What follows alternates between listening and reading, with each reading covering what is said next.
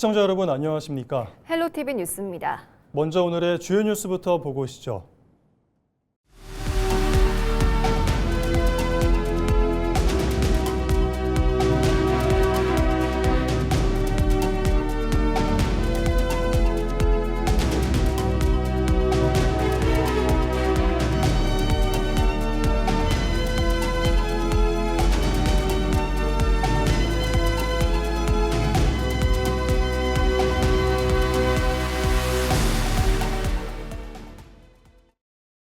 장마가 끝나기 무섭게 폭염이 기승을 부리고 있지만 집중호우 우려도 여전히 남아있는데요. 이런 덥고 습한 날씨에는 물이 조금만 오래 고여도 도열병이나 탄저병 같은 농작물 병충해가 빠르게 퍼집니다. 그래서 폭염 속에서도 기습적인 호우에 대비를 게을리할 수가 없는데 비가 그친 뒤 48시간 안에 물을 빼고 또 방제를 서두르는 데서 농사의 성패가 갈린다고 합니다.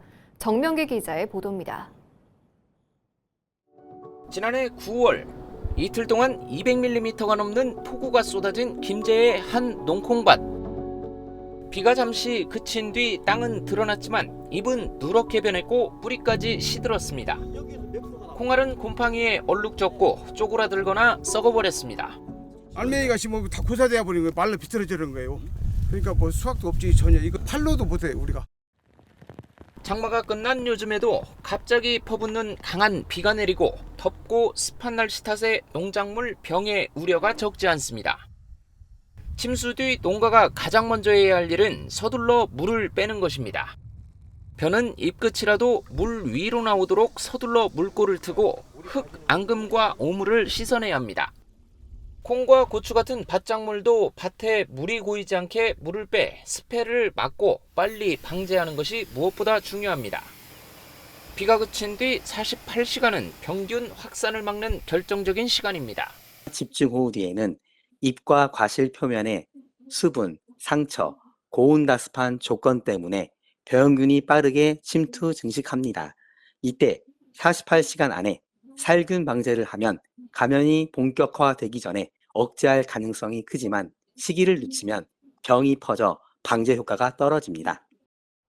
과수원에서는 상처 입은 과실은 빨리 제거하고 살균제를 뿌려 2차 감염을 막아야 합니다. 침수된 농기계나 스마트팜 장비는 추가 고장이나 감전사고 위험이 크기 때문에 시동을 걸거나 전원을 켜지 말고 전문가 점검을 받아야 합니다. 헬로티비 뉴스 정명기입니다. 전북특별자치도의회가 국립의학전문대학원 남원에 세우고 서울국립중앙의료원을 함께 옮기자는 결의안을 채택했습니다. 윤지용 의원이 대표 발의한 결의안에는 남원에 하나로 국립의전원을 세우고 국립중앙의료원과 연계를 강화해 통합 이전을 서둘러 추진할 것을 촉구하는 내용이 담겼습니다. 도의회는 정부가 수도권과 지방에 나눠 국립의전원을 두려는 방안을 검토하는 것은 공공 필수 의료 인력의 지역 정착과 국가 균형 발전이라는 설립 목적을 정면으로 거스르는 것이라고 강조했습니다. 도의회는 채택된 건의문을 대통령 비서실과 국회의장, 보건복지부 장관 등에 전달할 예정입니다. 남원시의회 노현희 의원이 국립의학전문대학원 남원유치 대책을 촉구했습니다. 노 의원은 지난 28일 본회의 5분 발언에서 정은경 보건복지부 장관의 국립의전원 부지를 서울국립중앙의료원 옆에 확보하길 희망한다는 발언을 언급하며 정부의 서울 설립 추진은 지역의료 인력 양성과 국가 균형 발전 취지를 거스르는 것이라고 지적했습니다. 노 의원은 서남대학교 의과대학이 문을 닫은 뒤 8년 동안 준비해온 남원 상황을 강조하며 서울 설치가 강행되면 시민들의 오랜 희생과 기대가 철저히 외면당한다고 밝혔습니다. 이어 양충모 시장에게 비상 대응 체계를 즉각 가동하고 구체적인 대응 전략과 실행 방안을 시민 앞에 밝혀달라고 요구했습니다. 노 의원의 발언 직접 들어보시죠. 정부는 수도권 집중 정책을 철회하고 지역 의료 공백 해소라는 설립 취지를 존중해야 합니다. 실현 개선은 정부를 설득할 구체적인 논리와 실행 계획을 조속히 시민 앞에 제시하여 주시기 바랍니다. 또 전북특별자치도와 정치권의 공동 대응을 주문하며 국립중앙의료원 남원 이전까지 포함해야 진정한 지역의료 체계가 구축된다고 덧붙였습니다. 섬진강 상류에서 80대 여성이 숨진 채 발견돼 경찰이 조사에 나섰습니다. 전북경찰청 등에 따르면 29일 낮 12시 50분쯤 순창군 동계면 장군목 근처에서 사람이 물에 떠 있는 것 같다는 신고가 접수됐습니다. 신고받고 출동한 119 구조대가 물에 빠져있던 여성을 발견해 건져 올렸지만 이미 숨진 상태였습니다. 경찰은 정확한 사고 경위와 원인을 확인하고 있습니다. 현재 경찰관이 함께 술을 마시던 부하 직원을 폭행했다는 신고가 접수돼 경찰이 수사를 벌이고 있습니다. 전주 완산경찰서는 전북경찰청 소속 A경감과 B경사 간에 발생한 다툼에 대해 조사 중이라고 30일 밝혔습니다. 같은 부서에 근무하는 이들은 지난 29일 오전 1시쯤 전주시 완산구의 한 술집에서 함께 술을 마시다 말다툼을 벌인 것으로 파악됐습니다. 이후 B씨는 A씨가 폭행했다며 경찰에 신고했습니다. 전북특별자치도의회 예산결산특별위원회는 전북도가 제출한 추가 경정 예산안 5개 사업에 121억 원을 삭감 의결했습니다.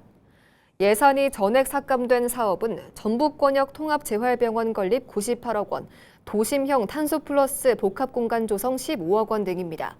도정 현안 정책 수립을 위한 연구 용역 예산은 요구액 6억 5천만 원 중 1억 원을 삭감한 5억 5천만 원만 반영됐습니다.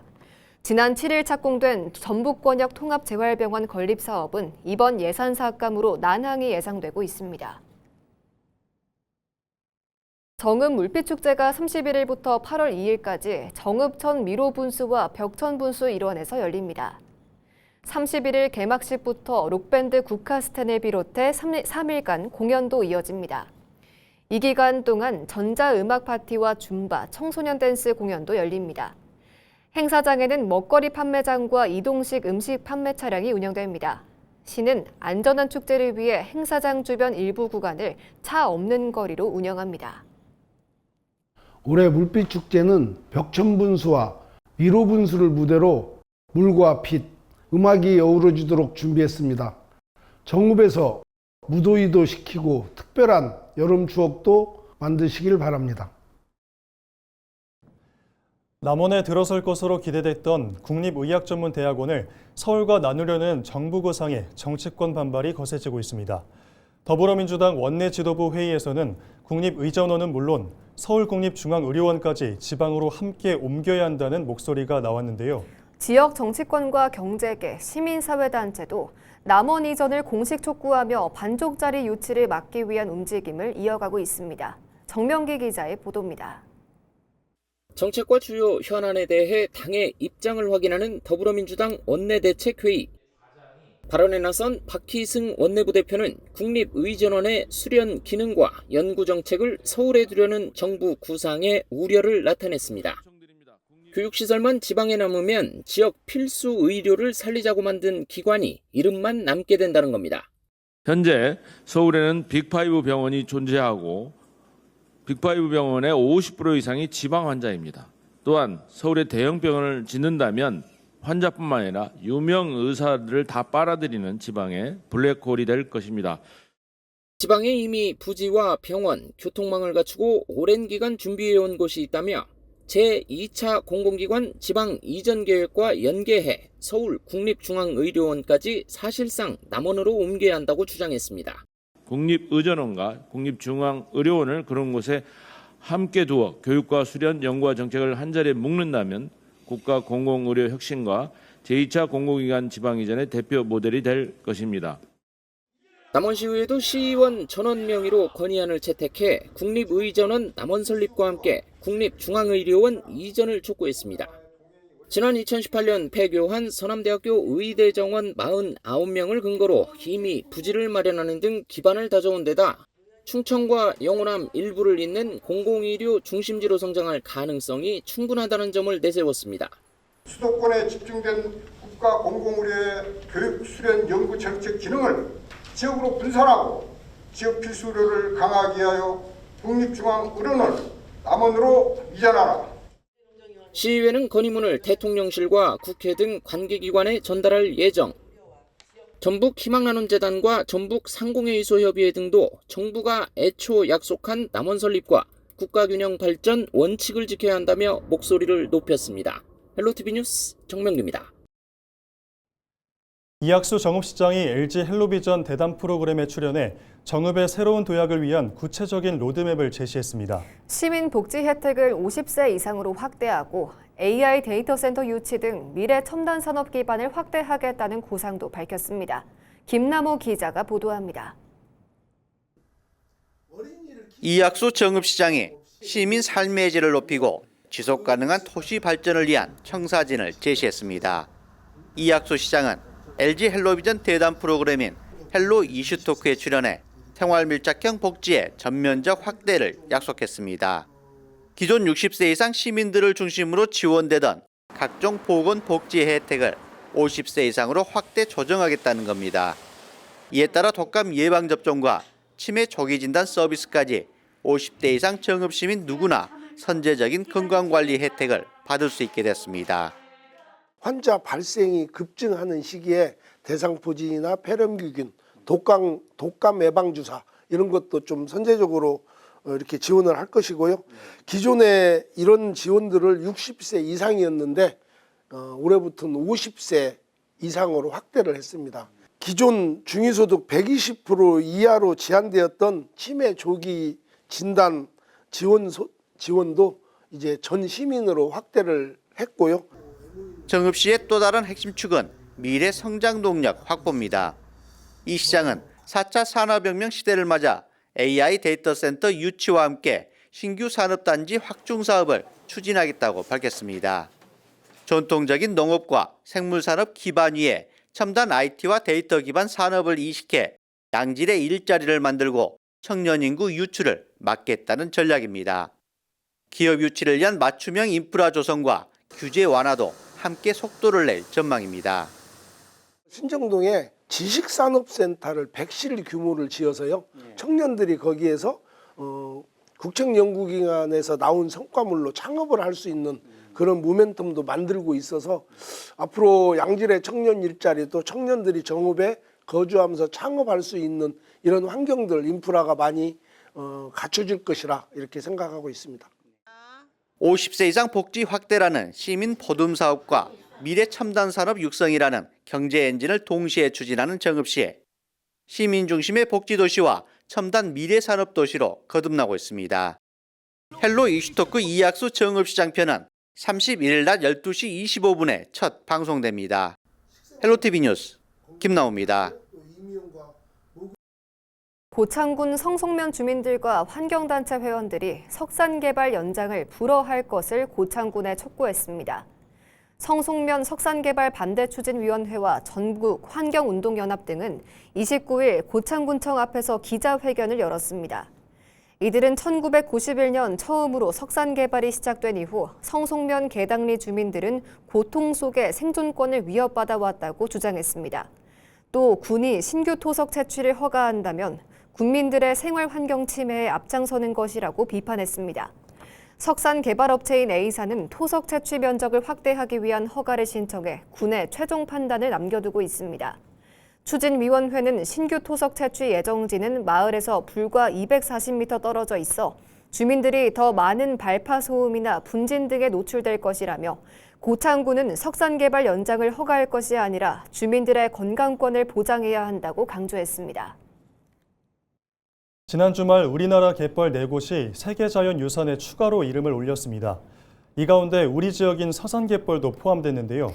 지역의 오랜 수건 사업도 한층 속도를 낼 거란 기대감이 커지고 있습니다.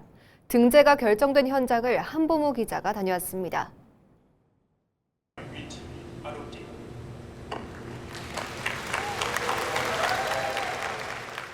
서산갯벌의 세계자연유산 등재 확정 순간 환호성과 함께 박수가 터져 나옵니다. 긴장했던 우리 대표단 얼굴에도 그제야 환한 미소가 번집니다. 충남의 갯벌이 이제 온 인류가 함께 지키고 보존해야 할 세계의 유산이 되었습니다. 그동안 갯벌을 바탕으로 삶을 이어오고 이 소중한 자원을 지켜주신 우리 주민 여러분께 우선 진심으로 존경과 감사의 말씀을 드립니다. 부산에서 열린 이번 회의에는 국가유산청과 관련 지자체 관계자들이 대거 참석해 현장에서 기쁨을 만끽했습니다. 수년간의 노력 끝에 이뤄낸 쾌거인 만큼 현장의 벅찬 여운은 쉽게 가라앉지 않았습니다. 이번에 추가로 이름을 올린 곳은 서산과 여수, 고흥, 무안갯벌. 지난 2021년 등재된 서천과 고창 등 4개 갯벌에 더해 세계유산구역이 훨씬 넓어졌습니다. 세계유산위원회는 생물 다양성과 멸종위기종 보전 가치를 높게 평가했습니다. 대한민국 갯벌이 세계 최대의 해양 생태계 보고로서 다시 한번 증명됐습니다. 대한민국의 남서 해안에 펼쳐진 이 갯벌은 대양주에서부터 중앙아시아까지 오는 철새들의 도래지면서도 그리고 전박이 물범 같은 그런 멸종 동물이 서식하고 있고, 관심은 이제 갯벌의 보존과 활용으로 쏠립니다. 서산시는 이번 등재를 계기로 수건 사업인 가로림만 국가해양생태공원 조성에 속도를 낼 방침입니다. 오는 9월까지 예비 타당성 조사 신청을 마치면 올해 안에 결과가 나올 거로 예상됩니다. 탄소를 빨아들이는 염생식물 군락지를 조성해 갯벌 생태계를 복원하는 사업에도 나섭니다.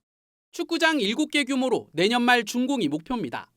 내후년엔 125km에 이르는 해안선에 갯벌 생태길도 만들 계획입니다.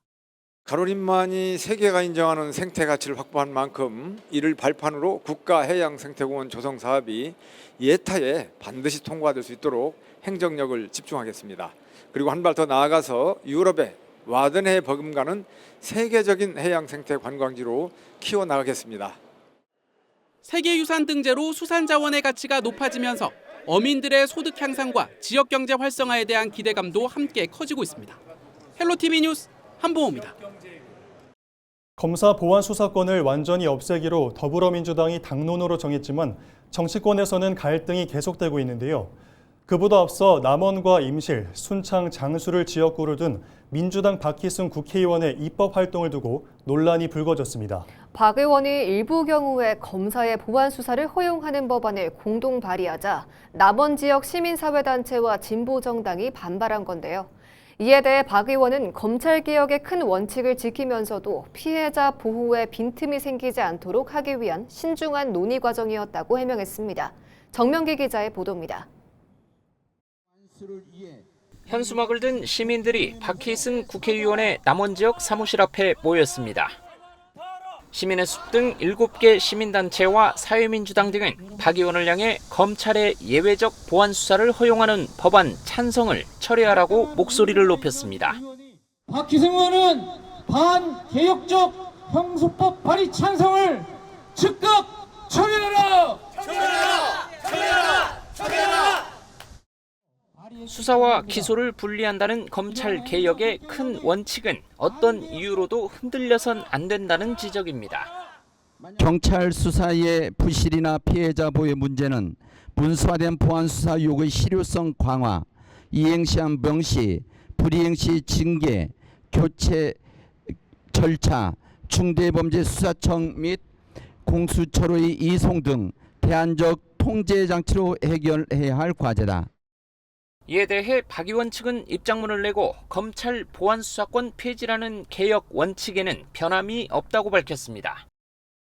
또 판사 출신으로서 성폭력이나 아동 학대 같은 사회적 약자가 피해를 보지 않게 하려고 여러 수기 과정에 참여했다는 취지로 설명했습니다.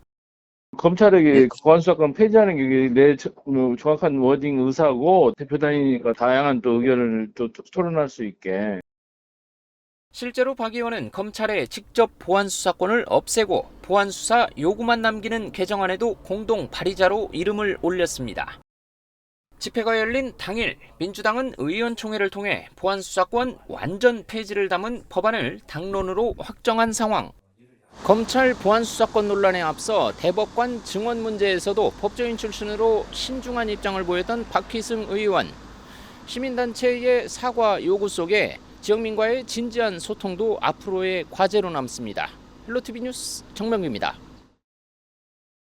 이상으로 뉴스를 마칩니다. 시청해주신 여러분 고맙습니다.